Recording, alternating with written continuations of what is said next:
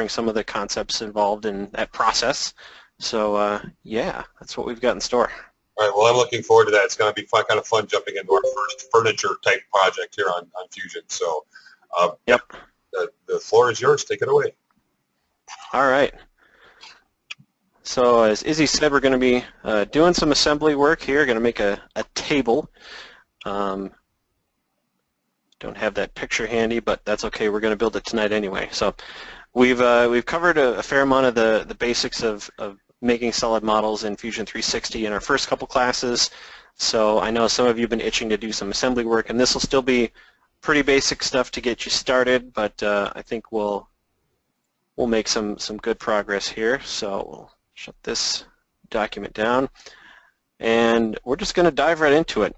I got Fusion 360 up on my screen here, and I'm into my TMA Fusion project where I've been throwing all the files that we've been working on the last couple of weeks.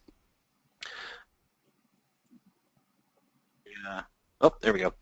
Sorry, Ben. I forgot to mute everybody. I had to quick. I was trying to wait for a pause to do it, but I failed. So. No problem. So I've got an untitled document up here in front of me. We're just going to save it right off the bat, and we'll call this our TMA table. It can't just be a regular table because we're TMA here. So we'll click Save. We'll hide those documents off to the left here so we don't need to see that. And we're going to talk a little bit first about components. You've probably heard that term thrown around a little bit if you've done any research into Fusion. I think I've mentioned it a little bit in previous classes. But a component in Fusion 360 is sort of like a container for holding your 3D solid geometry, your sketches, the origin reference points, so like the center point and those planes that show up here. That's all contained within a component. And actually, if you look at the browser, the document browser here on the left, the very top of this hierarchy is a component. This little cube icon here represents a component, and it has its own origin. It will have some geometry and sketches as we add stuff to it. But conceptually, if you just think of a component as a container to hold variety of information, your 3D model and some other stuff like sketches and the origin point and things like that, that's about all it is. But the component, having stuff within a component lets you assemble components together. Like you can't just assemble 3D solid bodies together. It's not quite built to do that. So any separate pieces that you want to assemble, those should be separate components. And if you ever want to take a part of your 3D model and put it into a two-dimensional drawing, we'll cover drawings in another class, you need to have those separated out by components, because then you can pick a component out of your assembly and make a drawing out of it. So we'll start off the way we usually start off here. I'll go up into my table project here at the top. We'll right-click and say New Component. And there's other ways to make new components, but this is the way I usually follow. And I've got component 1 here. We're going to call this the top. So the top of our table. I'll hit Enter. And just a second here. I forgot to fire up my keyboard button or keyboard display here. There we go. Okay, so now you can see what I'm typing and clicking. Just a second here. Okay. So I've got a top component here, and next to it there's a little round button here with a black dot in the center of it. That means this component is activated. That's what I'm working inside of right now, and this will make more sense as we add more parts to our assembly, but just know that this circular button means that I'm working on this component right now. So I'll start off with a sketch. We'll click Create Sketch, and I'll click on this top plane here. And this is all stuff we've done before. I'm going to sketch a rectangle. This is going to be a center rectangle. Just my preference, I like to have things centered around the origin. And we'll start out, make this, say, 24 inches by 48 inches. Let's zoom out here. So I've got these two text boxes on my rectangle, and I'm just tabbing between them. So I can type 24 on this one, hit tab, and tab to the next one and type 48, and hit enter. And that just shortcutted me into, it put the dimensions in for me because I typed them both in like that. So I've got my rectangle, that's my tabletop. I'm going to hit stop sketch. Let's zoom out again. There we go. And now we're going to create an extrusion here with the extrude tool. And it says select sketch profiles to extrude. So I'll select our rectangle. And I'll drag it up just to make sure I'm going the direction I want. Could go up or down, doesn't matter. Let's make this 1.5 inches thick. Nice hefty tabletop. And hit enter. And now we've got a tabletop. It's not an assembly yet, but we've got one thing in here. Now we're going to add a leg here next, but at this point a leg is a separate piece. That's something we're going to screw on or attach on to the table in one way, shape, or form.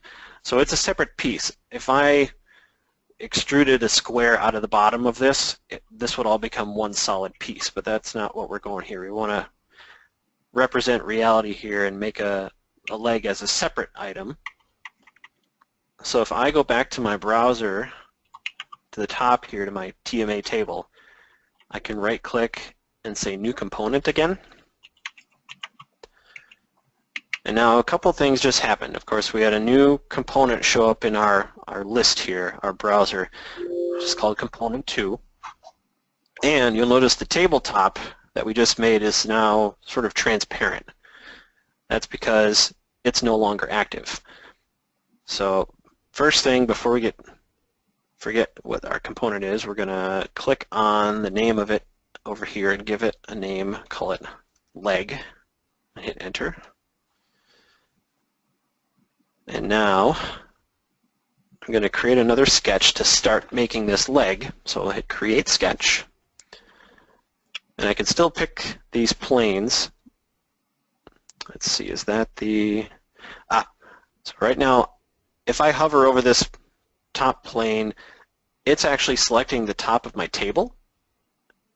Not that it's that important, but I want to draw the first sketch of my leg on one of these origin planes. If I hold down, well, I can do this a couple different ways. I can hide the tabletop with the light bulb, and it goes away. If I don't want to be distracted by it, I can pick this plane.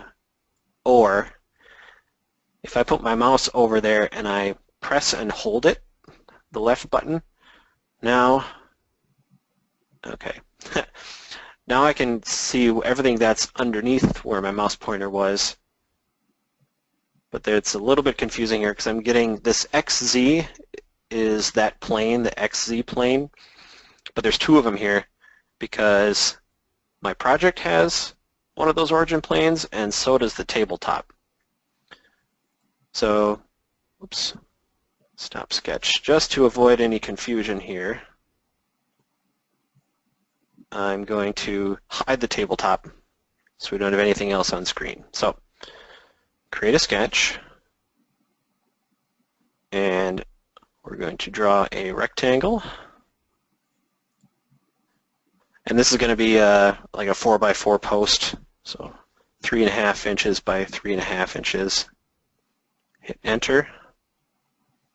I'll stop that sketch. And we'll extrude this up, let's say 29 inches. I measured my kitchen table tonight at dinner. So there, 29 inches. Click OK. Now we've got a leg component, and we'll go back to the light bulb here for the top and turn the top back on so we can see it. Now that's still transparent, but if I hover over the top, I can click that circle to activate it, and now you can see the top, but the leg is grayed out because the top is what's active right now. So if you follow that all the way up to the top of your browser here, you can activate the whole thing, and now you're working in the whole assembly. Now I don't need these origin planes here, they're just distracting us right now, so we can turn that off with the light bulb. And if I click and drag the leg here, I can just drag it around in 3D space all I want, so it's just floating out there. I can sort of move it over here close to where I want it to be, and now we can do our first bit of assembly here. Now I could have drawn it in place and extruded it, but we've got this sort of free-floating leg. So we go up to the Assemble part of your toolbar. You can pull down the menu, and we want to pick a new joint here. It's a J key for a shortcut. There's also a button up in the toolbar here for joint. So say Assemble, Joint. Ben, can I stop you there for a second? Yep, sure thing. Anybody else having trouble seeing what Ben's doing? John says, okay. Yeah, I'm not having any trouble either. No, Jerry's not having any trouble. Okay, John said he was having some trouble, like there was a freeze or a glitch. Oh, okay. All right, looks like everybody else is doing okay. Yeah, I'm fine on my side too. I just wanted to make sure. All right. Okay, no problem. John, yeah, there could be internet issues in your area or network issues, but if anything gets missed, it'll be recorded and posted later on. Sorry about that, Ben. No problem. So we're going to make a new joint. So click on the joint tool. Sometimes this will pop up here. It's saying some components have been moved. That's because I clicked and dragged that leg around. Sometimes it matters what position they're in before you assemble it. Usually it's not that important. I'll usually say capture position just because it'll keep it there. If I hit continue, it puts the leg back where it was, and that's fine. Capture position would leave it where I had put it just a minute ago. All right. So we've got the joint window that came up here, and the way joints are done is the first thing you have to do is pick the first item you should pick is the one that you want to move. So if I stop moving my mouse here, you can see the little pop-up next to the pointer. It says select the location on the component to move. So I want to move the leg over to the tabletop, and as I hover over the leg, like over this top face, I got to pick the point that I want to attach to the table. And you can see there's this little circular icon. I've heard it called a coin before, like an assembly coin. And that sort of represents how you're going to attach it to the next piece. Like if I pick a different face, you can see that coin is sort of laying flat against this face. Or if I move up here, it's laying flat against that top face. And there's, depending on how, if you move your mouse around just a little bit, you can see, like there, that coin is now, the edge that's highlighted is going straight through it. So it's very subtle, but as you move your mouse around, it sort of orients itself to different things. Now I want to put the corner of this leg onto the corner of the table. So I'm going to pick this outside corner, and as I move my mouse near it, it kind of snaps into the corner. There's a little point there that it's snapping to. So once it snaps into the corner, I'm going to click that right there. Okay, you can see in white here, that's where that coin is. And now it's automatically, in the joint window here, it's automatically highlighted the component 2. So where do I want to move it to? So I'm going to move that top corner of the leg to the bottom corner of the table over here. So I'm actually going to have to rotate my view a little bit. I'm going to hold down my mouse wheel and tip this up. so I can see where I want to put it. So you can see it highlighted up here. I want to put it in this corner. But like before, I got to make sure it's oriented the right way. Like I kind of hover over this face and get, just edge up to the corner and until it snaps into place. I click there. And now that leg just sort of flew into position and it wiggled around just to show me that, okay, it's joined there. Now, by default, the type of assembly joint that it picked was rigid, meaning that it's just glued into place, welded into place there. It's not going to move. There's different kinds of joints, cylindrical joints, pin, slot, planar, ball joints. Those are some other ones you can play with. For our leg, I've got it right up in the corner here, but I don't want it absolutely in the corner. I've got some arrows in here that I can use to move it around. So if I zoom up here, let's say I want to move this 2 inches in from the corner. I can do this up in the joint window, or I can just click and drag these arrows. You can see the number in the little text box changes, the -2 inches. And I'll do the same thing for this arrow and move it away from the other edge. Cool. 2 inches in there. Click OK. And now if I grab that leg, it's attached to my tabletop.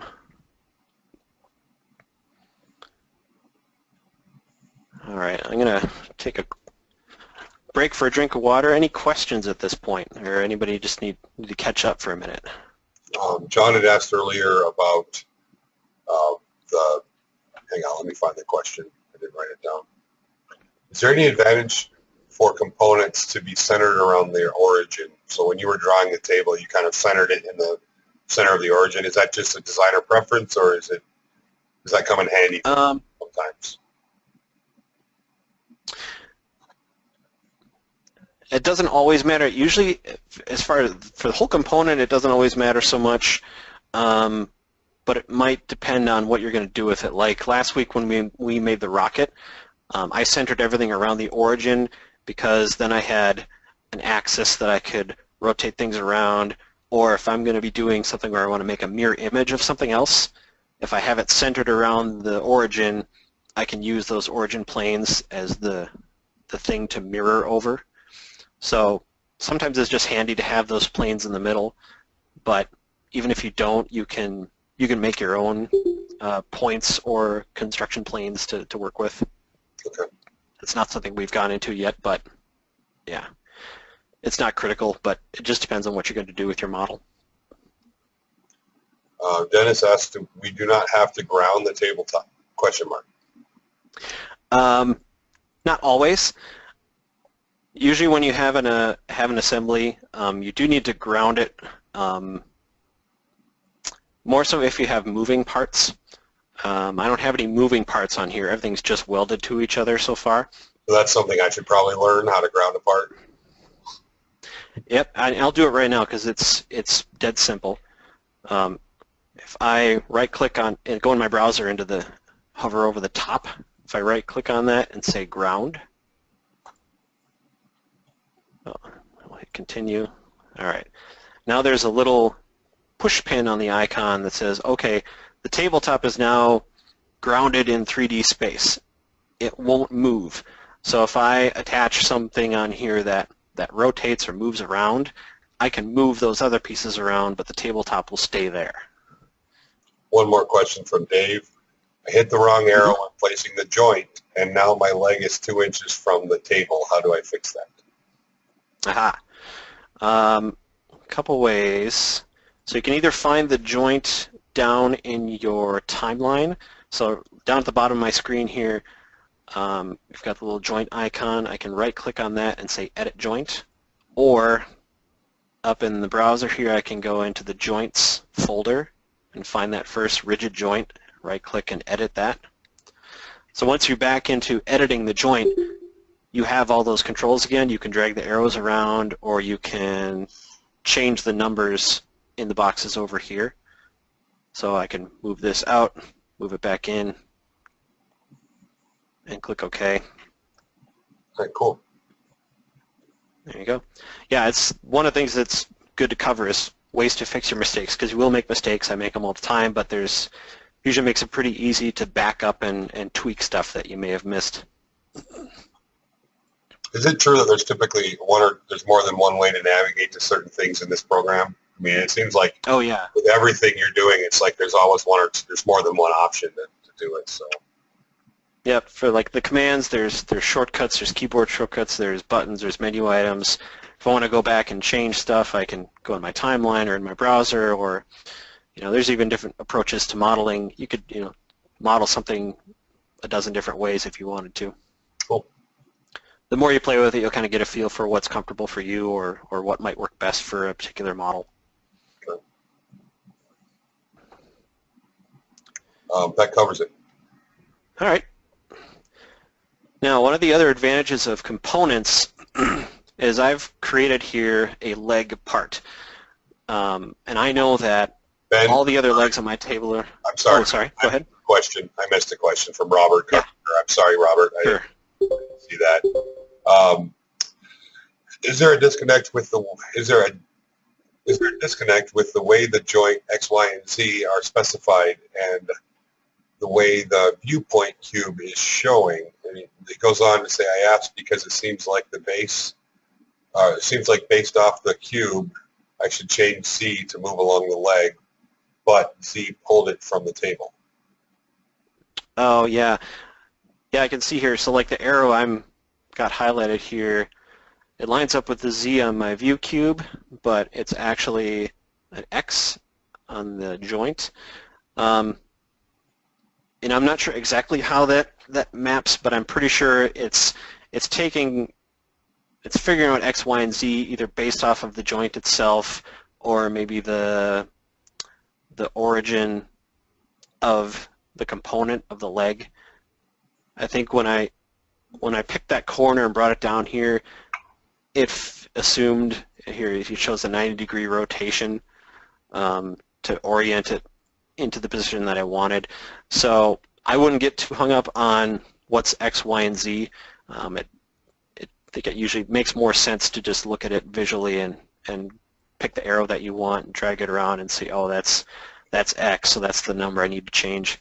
But yeah, it's not always going to be consistent with the origin of your assembly, because each component has its own origin, and sometimes they can get twisted or repositioned around. All right, and then Brad says, didn't Ben want to get some water? The man needs a drink. I already got some. I'm good. I got a bunch here. Good looking out, Brad. Good job, man. Yep. All right, I think that was it. We're ready. All right. So I'm going to take this leg. So go in my browser and pick the leg here and right-click it. Say copy, about middle of the way down, or Control-C. And then, so I've copied this leg component. I'm going to go up, and I think I probably just hit Control-V, but I like to go up to the top level of the assembly and right-click and paste. Now we're going to do paste here, not paste new. There's a difference, but if you pick paste, now it doesn't look like anything's changed, but now down in the browser I see leg:2.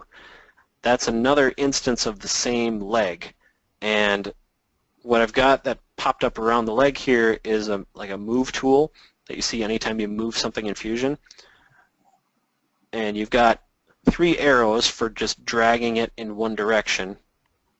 So I'm giving this new leg a new position. I can move it outward or inward, and then these squares are for moving it just within that plane. So it's not moving it up or down right now, it's just moving it left and right. So I'm going to just drag it out here, click OK, and I'm going to paste a couple more here. I'm going to paste another one. I'm going to grab this square, drag it out here, click OK, and right-click and paste a 4th one. Click the square and drag it out there. I'm going to go just kind of repeat what we did before. I'm going to assemble a new joint, It's defaulting to a rigid joint. I'll grab the corner of this leg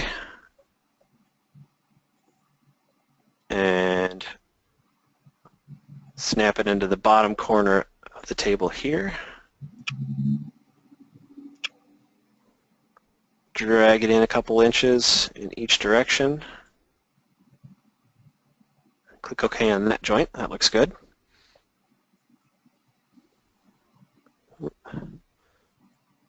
Let's see. All right. We'll do the same with these legs. Assemble a new joint. The top outside corner of this leg and the outside bottom corner of the tabletop here.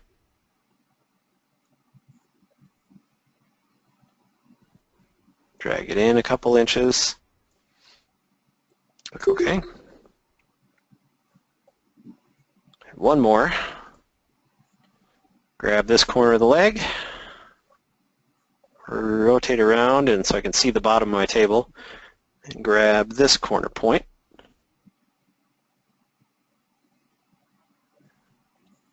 Move it in.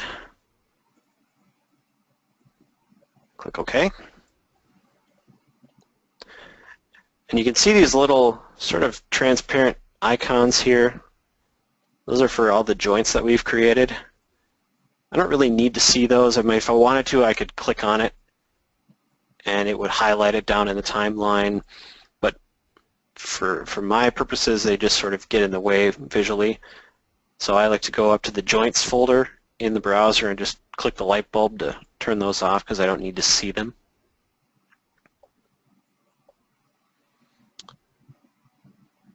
And now one of the things that happens now is because I've defined these joints as being 2 inches from each corner, if I go back in my timeline to my first sketch of the tabletop and edit that, oh, let's see, hit escape, there we go, right click, edit that sketch. If I bump that down to 18 inches, my legs have moved along with it. So we don't have to reposition any of that stuff. Nice. Now we're going to make another component here. We're going to go up to the top of our assembly, create new component, and give it a name. We're going to call this the long side, like the table skirt under here. I don't know if that's the proper term. I don't build a lot of furniture. So now the long side component here is activated, so everything else has gone transparent. And I'm just going to hide the tabletop so it's out of my way. We'll create a sketch. And we'll pick that. Actually, I'm going to pick the right side face because I'm going to extrude a 1x4. So I'm going to sketch a rectangle, 2-point rectangle, just off in space here. We'll make it 3.5 tall by 3/4 of an inch wide. Hit enter. Hit stop sketch. Now, I don't know what length to extrude this out to yet. There's a couple ways I could do it. I could click on the inspect button up here, and inspect lets you measure just about anything. Distances, angles, areas. I'm just going to measure from the inside face of this leg. I click on it, it's highlighted in blue, and I'll spin my view around to the inside face of this leg. And it says it's 37 inches. Okay. Now if I was building this table, I'd just measure it and go over to the saw and cut the piece to 37 inches. So I'll close the measure tool here. And I can extrude this to 37. And we would have a board of 37 inches. The trouble with that is if I move forward with this and put it into my model, and either myself or my client decides they want a table of a different length and they want to see what that's going to look like, if I resize my table, this board is still going to be 37 inches because we typed it in as exactly 37 inches. So I'm going to back up a little bit and change this. So down in my timeline, I'm still in the long side component here. So I've got a sketch and an extrude. If I right-click on my sketch, let's see, oh, hit escape maybe? There we go. Sometimes if I right-click on stuff and the edit feature, edit sketch isn't there, I'm usually in some other tool, so that's why I tend to hit escape. So if I go in and I'm not going to edit the sketch itself, but what I'm going to do is what's called redefine the sketch plane. So originally I sketched this on one of my origin planes. I'm going to redefine this and say I want my sketch to be based off of the side of this leg. So if I click OK, now my piece is still way out here, but now that that first sketch, the 3.5 by 3/4 inch rectangle, it's now existing on the same plane as the side of that leg. And now if I right-click and edit that sketch, I can move it into place where I want it. This is going to take a constraint here. Remember from our sketching before, constraints are ways to tell Fusion where you want your sketch geometry to be. If I click the midpoint constraint here, and I'll zoom in on our 1x4, if I just click this line, the top edge of our, not the corner points, make sure you don't pick the white circle, but if I just say midpoint of this, I'll zoom out. I want that to be in the center of the top of the leg here, so I'll click the top edge of our leg.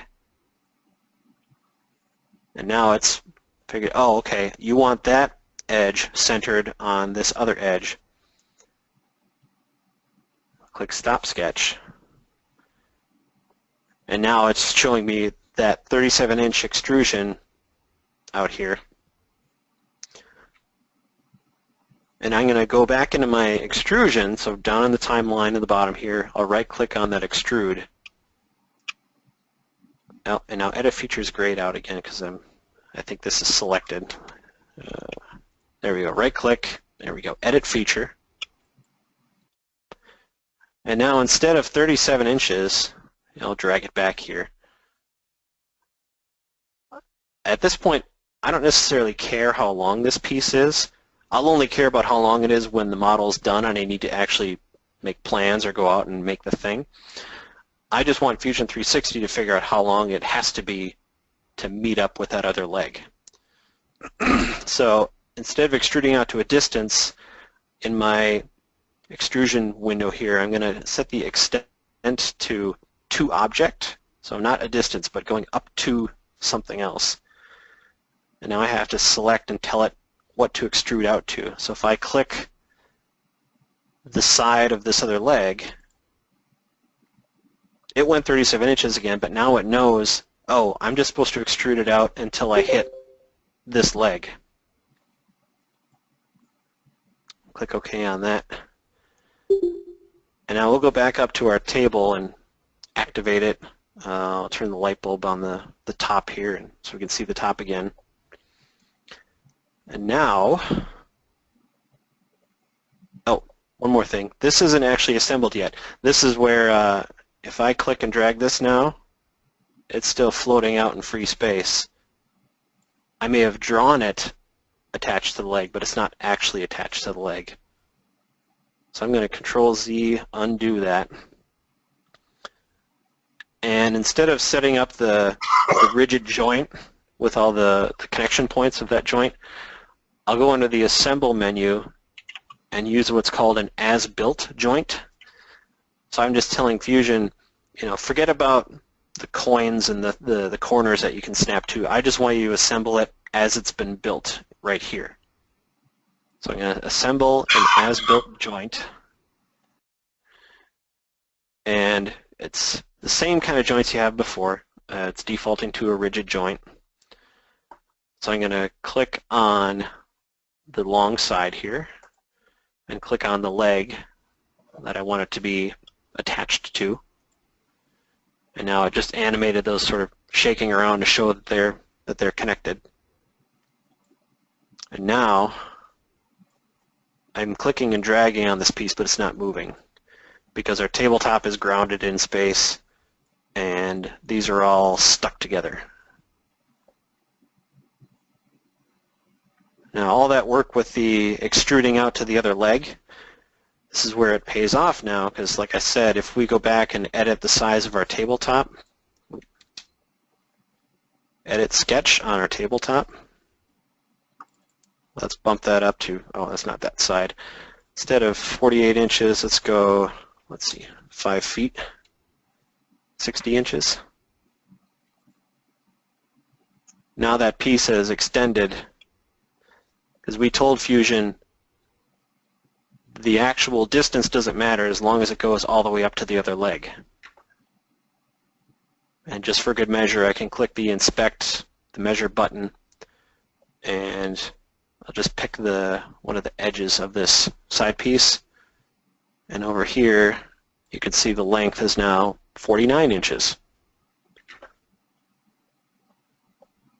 So that's automatically adjusted to what we want it to be. Okay. All right, so that may have been a lot to absorb. Any questions at this point? Yeah, Ben, I've got a couple for you. Dave Lentz asked, this is going back quite a ways, just after we started after the first set of questions. When you were moving the legs, you copied or pasted each of the legs individually and then moved them out. Dave was asking if you use, is there a way to assign a parameter so when you move that offset, it not just automatically offsets the joint to, or the leg to where you want it? I'm assuming, Dave, is that the right, what you're getting at? When we were talking about making the joints, what do we call them, the permanent joints or the glued joints? Yep, the rigid joints. Yeah, so the 2-inch thing, yeah, you notice we had to type in or drag every one by 2 inches. We can go use something called parameters. I'm not going to get too deep into that now, probably cover that more next week, but you can set up variables of measurements or other things that you're going to use more than once. So we could set up a parameter that says, the leg offset is 2 inches, and then type that in at all of our joints instead of 2 inches, and then we can adjust that, all of them at once later on. You still have to set up each joint. Now, we could also have done, created one leg and mirrored it to the other side of the table, and then mirrored those to the other side of the table and have all 4 like that. But sometimes mirroring will actually, if it reverses your geometry, it'll make a different component, and I want all of my legs to be the same component, if that makes sense. So if you edit, yeah, there's a couple ways we could have done it. So you want it to be the same component, so if you edit any one of those, it changes all of them. Is that right? Yep. Okay. Yep. Mr. Jackman asks, do you have to create a joint at both legs or just one, since the extrusion is already linked to the second leg? Yeah, so for, yeah, in real life you would screw or glue those pieces together at both ends, but yeah, I only have one joint connecting the side to one of the legs, and because it's extruded to meet the other leg, I mean, nothing's gonna move. I don't need that second joint. When you get into like more moving parts and things that rotate around, sometimes you need more than one type of joint, like you need a cylindrical joint or a joint where something can spin, but then you also need to have 2 planes, in the same plane so it doesn't lift out. You can use multiple kinds of joints, but for this, yeah, all we really needed was the one. Okay. All right, that's it for questions this round. Cool. And like one thing we just touched on here, Izzy, is when I copied and pasted these legs, they're all linked together. Like each one is the same leg. It's just 4 instances of it. So if I go into, say, leg 1 here, and I click the red or click the round button here to activate it, I can go into this leg now and put some chamfers on the corners. So if I say under the modify menu, make a chamfer, I'll pick all the outside edges. I can actually pick the back edge too, even though I can't see it if I hover over it just right.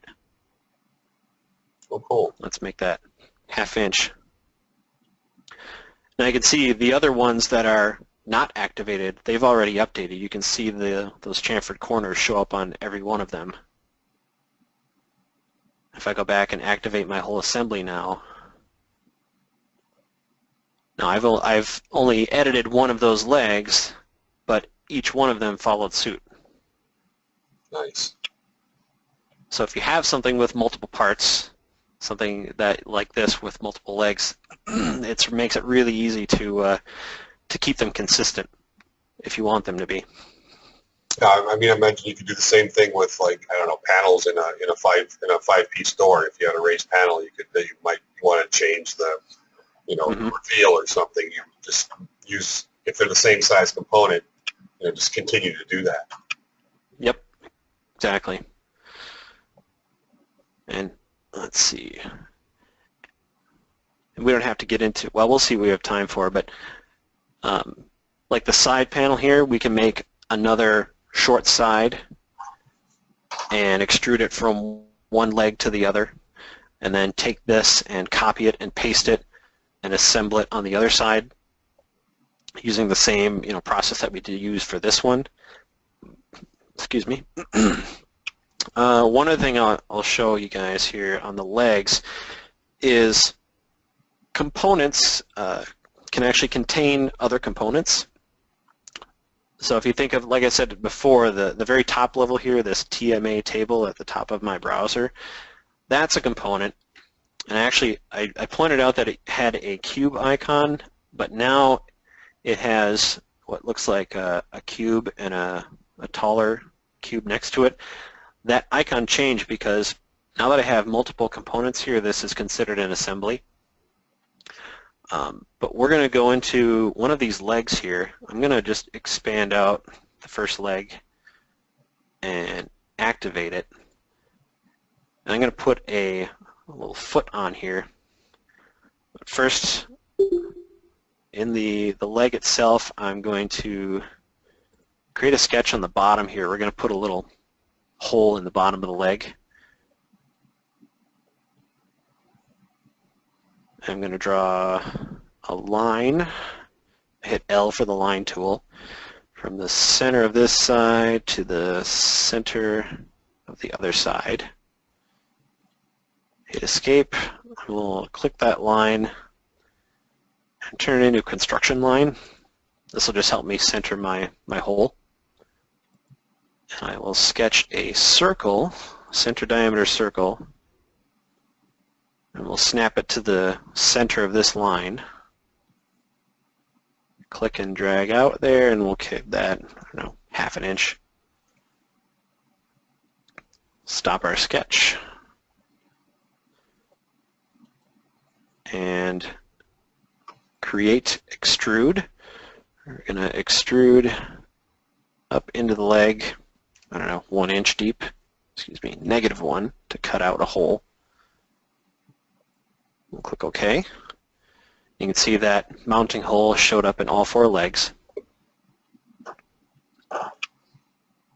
And then within the leg, now I could go up to my table here and create 4 feet to go on here, but for me it makes more sense. I'm going to make a foot to go on this leg, and I want that to repeat on all the other ones. So if I activate my leg here and right-click on the leg component and say New Component there, now I've got another component deep here into the leg. We're going to call this the foot. Hit enter, give it a name, and we're going to create a sketch. And it looks like I've got an origin plane down here at the bottom of the leg. That's good enough for me. Just gives me a place to start my sketch. And we're going to give it a square foot. I'll just draw a square out in empty space here. Let's make that 2.5 inches by 2.5 inches. Hit enter. We'll stop the sketch, and I'll create an extrusion from that. Interesting, you can see 4 of them have shown up, so that can be a little disorienting. I'm going to use the light bulbs here to turn off legs 2, 3, and 4, just so we're not getting mixed up here. All right, so I'm extruding this foot, drag it down, I don't know, 1 inch. It looks like it wants to go up. Doesn't really matter. Click OK.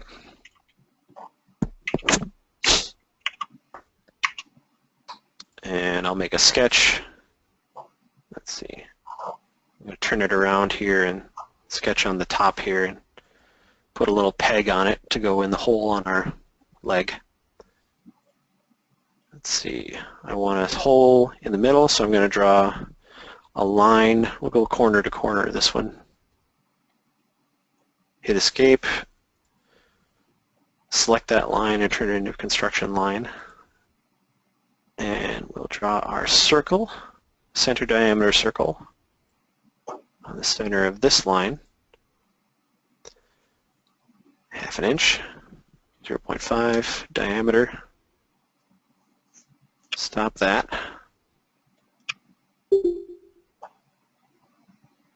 And we're going to create an extrude. Bring that up 1 inch. Click OK. So now I've got this little foot here. It's within the leg component. And now I can assemble this together. So if I go, actually, let's give folks a minute to catch up if they're still working on their foot. Any questions at the moment? Yeah, a couple. Jerry Bennett, and this goes back to just after we started. If you were when you were showing us how to do the chamfers, now let's say you'd picked just chamfers on the outside, 3 chamfers on the outside of the leg on that particular area of the table, and you chamfered it. Would the legs automatically orient themselves so all the chamfers were on the exterior, or would it be because you didn't like change the position of the legs when you moved them? Would you have to go around and manually move those, or would the software automatically orient the chamfers towards the outside? No, yeah. So the way we assembled it was, I assembled them together back when they were just perfect squares, and I just picked a random corner on each one. Now it may have worked out that way. Like if I go into my leg here, I'll activate the leg. That's a good question, but it'll probably won't look right. So if I go into my chamfers here, and I'm holding down the control key, and now I can see the things that I picked for my chamfering, the edges I picked. Deselect that one. Let's go check out the results. Yeah, so in this case, when I assembled it, I didn't rotate the legs around because at the time they all looked the same. Had I made the chamfers first, I could have, picked the right corner I want to put in for the joint. Or if I had made, sort of the 3-sided chamfer on one of these, I could have mirrored it to the other side, and then in that case, all the chamfers and everything would have mirrored to it. But because of the way I built it, I didn't really care about rotation at the time, so that it didn't follow there. But you could go back into these joints and pick different corners to join to and edit that. So you could go back and fix it if it got a little crazy like that. Okay, Jerry Sheets asked, with naming things, I see you name all of your components but not your sketches and joints. Is there any reason why? I don't know. Typically, I don't have that many sketches or joints that I need to navigate through that I need names for all of them. I guess I haven't seen the need to yet, but yeah, you certainly can. Anything in here you can click and rename. But also, if you're not sure, which is which, you can usually hover over them in the browser, and they'll sort of highlight where they are in your model. So like, if I go down to my, highlight the whole, activate the whole assembly. If I kind of mouse over through my timeline and I hover over this first sketch, you can see that the rectangle of the tabletop kind of lights up. So it tells me, okay, that was the tabletop sketch. So there's little shortcuts to finding the right sketch. So, or if I go into the top component, I can hover over a sketch, and it's hidden. Like the little light bulb is off. I can turn it on and see it, and I can see, okay, yeah, that's my tabletop. Or I can just hover over it, and it'll sort of highlight where it is. So it's not too hard to find a sketch or a joint, even if it's hidden or it doesn't have an obvious name. So like I hover over these joints here, and they light up in the model as well. Okay, Jerry says, okay, cool, got it, thank you. Yep. Jerry Benish asks, is it possible to go back and sketch level and do a rotate there? Rotate like I imagine rotating the leg? Rotating the legs at the sketch level. You could, although I don't know that would necessarily affect it. Yeah, I'm not sure.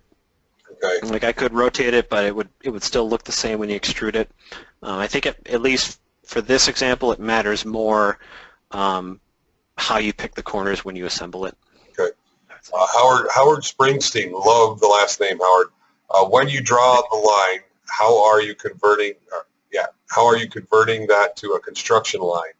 I know we covered it, but I can't remember. And Pete, you touch on that real quick. No, that's a good question, and I appreciate the questions, because if one of you speaks up to ask a question, odds are there's a few more of you that were thinking the same thing. So let me go into, let's drill back down into our foot that we just made. I'll activate the foot component, hide some of this other stuff. Double click that sketch. All right. Yeah, so here we've got the construction line I made. Anytime I make a line or an arc or a circle or anything, if I just click it to highlight it, over in your sketch palette window, the first button at the top here, it says normal/construction. If I hover over it, it's also an X key. If you click that button or hit X to whatever is highlighted, it'll switch. So now the line I just drew here is a construction line. Now it's a solid line, and you don't have to have this be a construction line. I could leave this a normal line, but then when I go to extrude the circle, I actually have two half circles because that line is cutting through the middle of it. So I'd have to pick two things to extrude instead of one. And since this line is here just for my own reference for positioning this thing in the center, that's a good candidate for making it a construction line, because it's just sort of there for reference. It's not actually part of what I'm trying to make. One more question, and then I think we got about 10 minutes, or a little shy of that. We started a few minutes late today. Sure. Robert asks, the way you did the chamfers on the legs, some of them pointed inward instead of outward. Do I need to reattach the legs? Yeah, Robert, we kind of talked about that a little bit. Do you want to explain that one more time, Ben? Oh yeah. When you erased the one chamfer, the legs orientations were different. So you said something about just picking the points where to attach them? Sure. Let's see. I'm going to hide the foot here so it's, oh, never mind. Let's go, let's try to roll back in the history of the leg here. So here's the chamfer. I turned the fourth chamfer back on just a few minutes ago when we were done with that question. So if I go and edit the feature,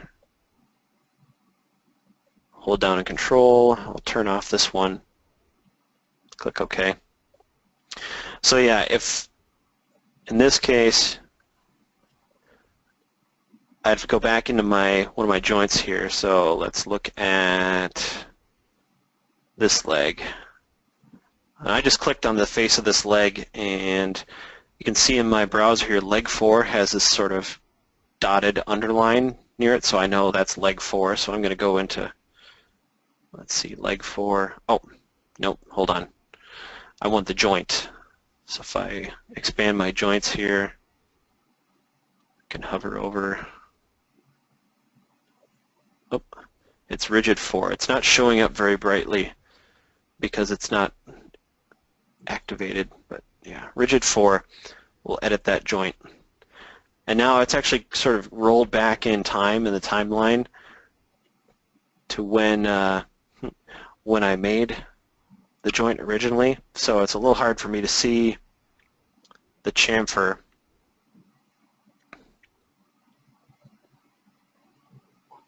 So I could just, so here on the components, I can click X, so that's now removed the first point here, and I can say pick a different one. I don't remember which one it was. Let's say, I don't know, this one. And now it's kind of spun it around.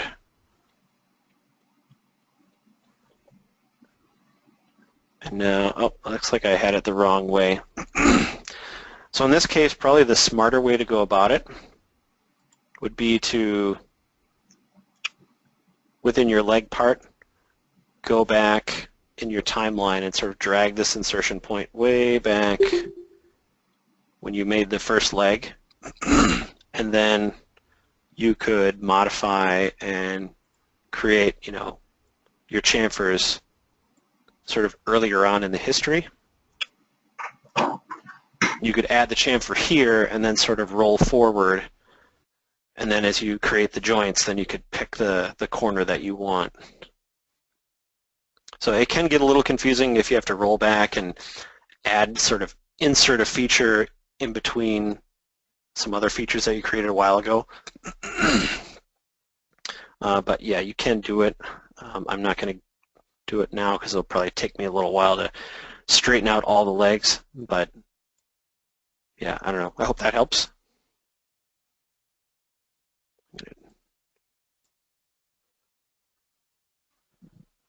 But let's, for now, we'll put that one back on here. But good questions.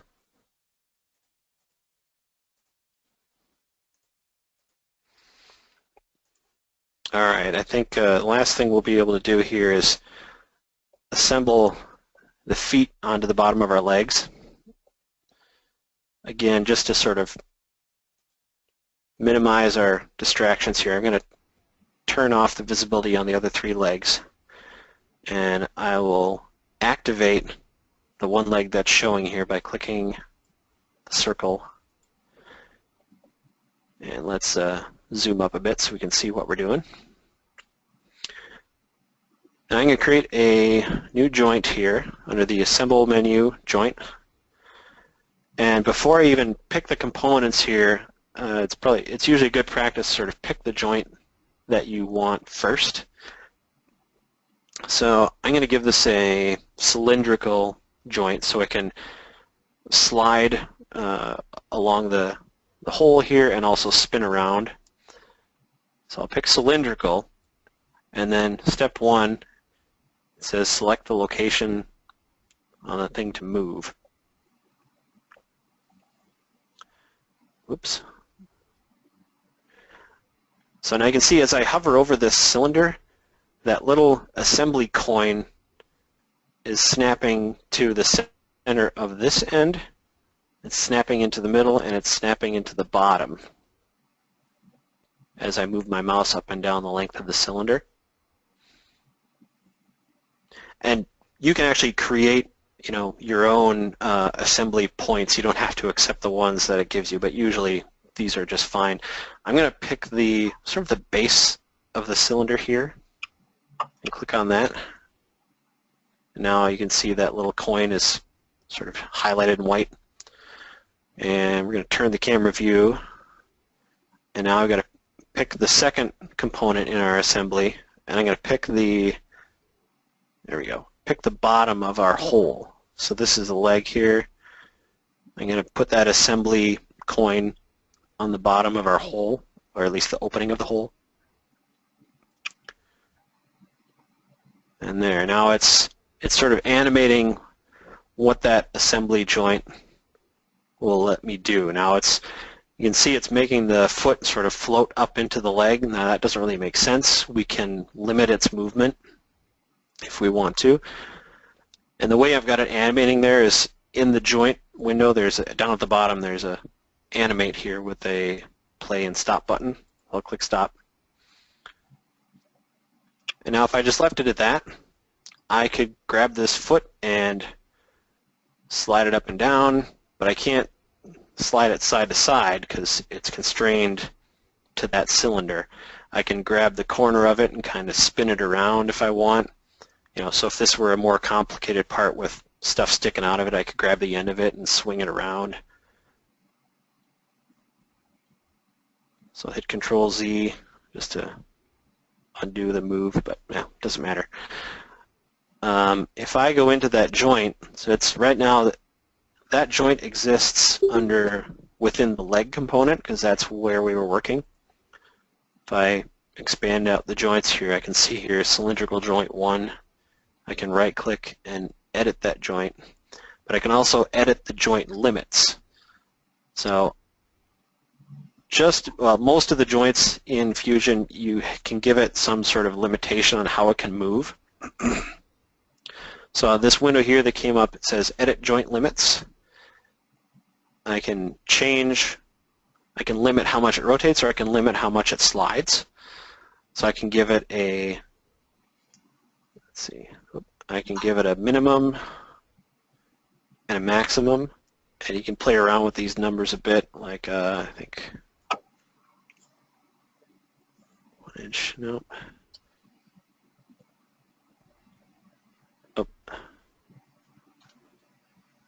There, minimum of 0, maximum of 1.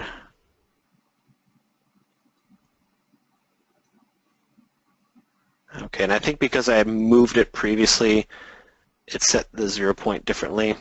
Let's see. -1. But you can play around with these limits. Oh. Tim's asking. It's not something yeah. Tim's asking if you can set the limits on both. Both as in rotation and sliding? Yeah. Probably? Yeah. Yeah, you can.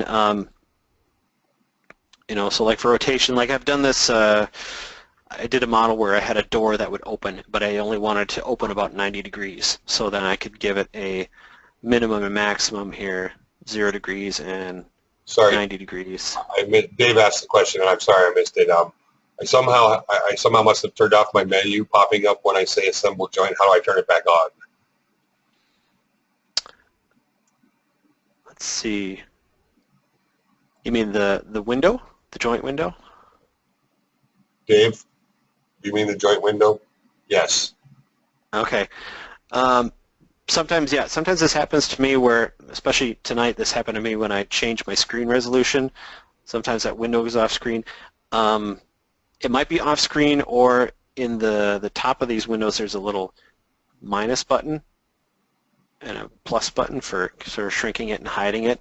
So it might be hanging out on your screen and you just don't notice it because it's a small bar. You can click plus to make it bigger, or if that gets off your screen or you know, dragged down here where you can't see it, You can go up under the File menu, go to View, and down at the bottom here it says Reset to Default Layout. That'll reset all the window positions to where they are by default so you can see them.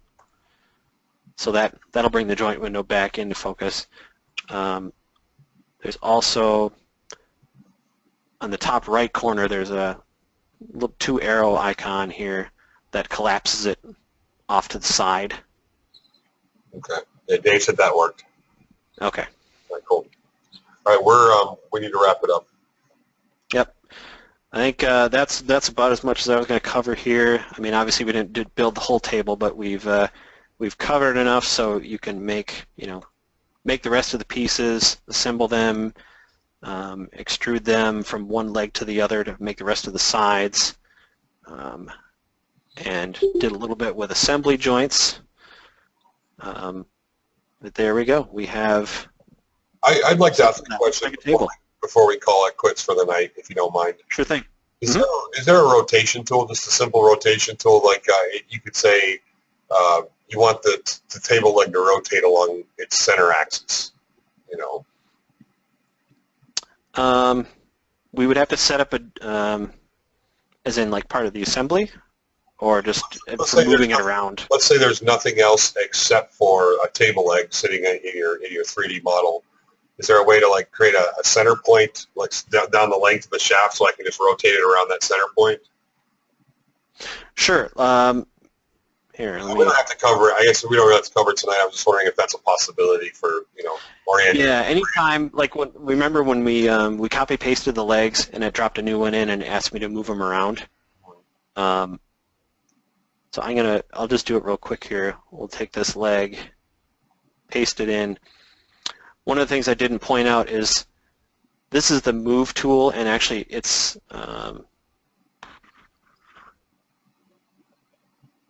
modify.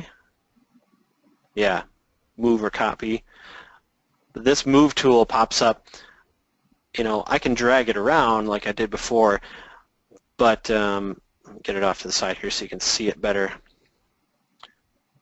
Besides the arrows and the squares for moving it around, you have these sort of arcs that if you hover your mouse over them, they sort of light up a circle, and that gives you rotation. So if I grab this little handle here, the round handle, I can click it and rotate it around. Yeah, so that's all sort of built into the move tool. Right.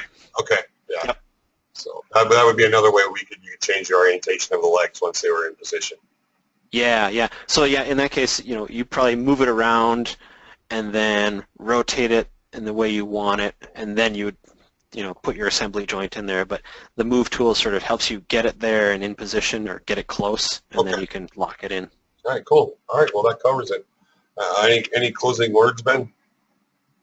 I don't think so.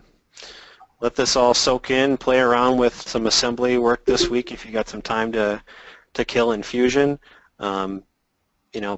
Check out some of the videos online on assembly techniques if there's other things that you need to learn about. But this should get you started. All right, thanks, Ben. Just a quick reminder, everybody, that this will be up on. We'll have a video out for this session, so if you want to come back and recap on some of this, that'll be available, and you can. I'd like to say I'd have it up tomorrow night, and I probably won't. It'll actually probably be the next day before it's up. But it will be available on the website if you go to the members area and just click on the date of the class. You can watch those. So, and we have, of course, the prior 2 classes are already available to watch, so you guys can go back and check those out. I'm going to hit stop record here for a minute, and we're going to go ahead and leave this live. So if you guys want to hang out and chit chat a little bit, that's going to be open to you guys. So I'm